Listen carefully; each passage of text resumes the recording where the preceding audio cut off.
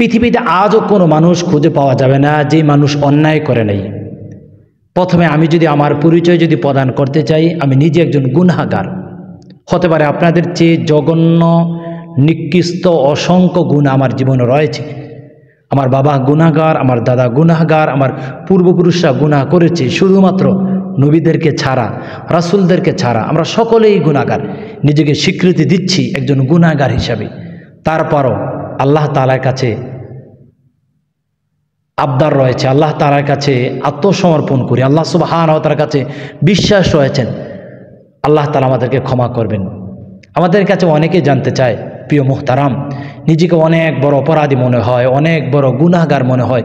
এই গুনাহ থেকে যদি বাঁচতে চাই, এই গুনাহার খাতা থেকে নাম যদি মোচন যদি করতে চাই, এমন কোন আমল রয়েছে যে আমল করলে আল্লাহ তাআলা আমাকে ক্ষমা করে দেবেন? শুধুমাত্র শিরিক এবং বান্দার হক ছাড়া আল্লাহ তাআলা সকল গুনাহ আল্লাহ তাআলা আপনাকে ক্ষমা করবেন। আল্লাহ তাআলার কাছে ওইভাবে রোনাজারি করতে হবে, ওইভাবে নতজানু হতে হবে, ওইভাবে আল্লাহ তাআলার কাছে আত্মসমর্পণ করতে হবে। এর মধ্যে অন্যতম একটি ইস্তিগফার রয়েছে, যে ইস্তিগফার পাঠ করলে আল্লাহ তাআলা আপনাকে ক্ষমা করেই দেবেন।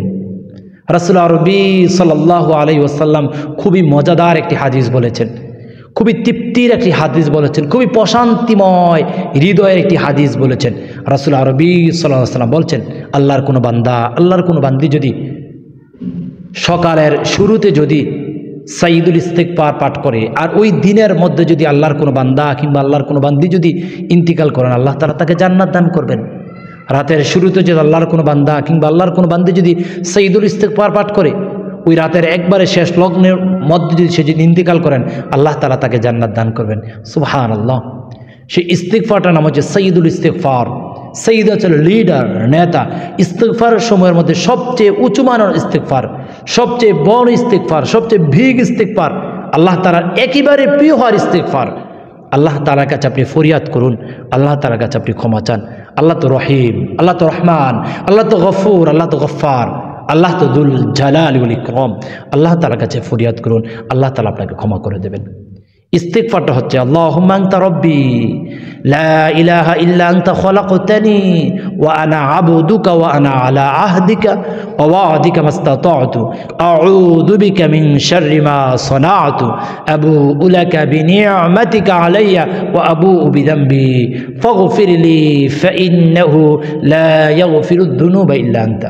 আমি আবার রিপিট করছি, আল্লাহুম্মা আনতা রাব্বি লা ইলাহা ইল্লা আনতা খলাকতানি ওয়া আনা আবদুকা ওয়া আনা আলা আহদিকা ওয়া ওয়া'দিকা মাস্তাতা'তু আউযু বিকা মিন শাররি মা সানা'তু আবু'ু লাকা বিনি'মাতিকা আলাইয়া ওয়া আবু'ু বিযামবি ফাগফিরলি ফাইন্নাহু লা ইয়াগফিরুদ যুনুবা ইল্লা আনতা।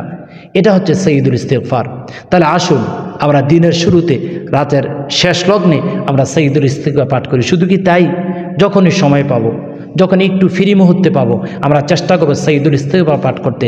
আল্লাহ তাআলার প্রিয় মাহবুব বান্দা হতে পারবো, গুনাহমুক্ত জীবন গঠন করার উৎসাহ পাবো। আল্লাহ তাআলা আমাদের সকলকে সাইয়্যিদুল ইস্তিগফার বারংবার সবসময় সারাক্ষণ পাঠ করার তৌফিক দান করুক। আল্লাহর ভয়, আল্লাহর ভীতি আমাদের অন্তরে আল্লাহ তাআলা জাগ্রত করে দিক। আল্লাহুম্মা আমিন। গুনাহমুক্ত জীবন গঠন করার তৌফিক দান করে পরকালে বিশাল বিস্তৃতময় জান্নাত হাসিল করার তৌফিক আল্লাহ তাআলা আমাদেরকে দান করুক। আল্লাহুম্মা আমিন।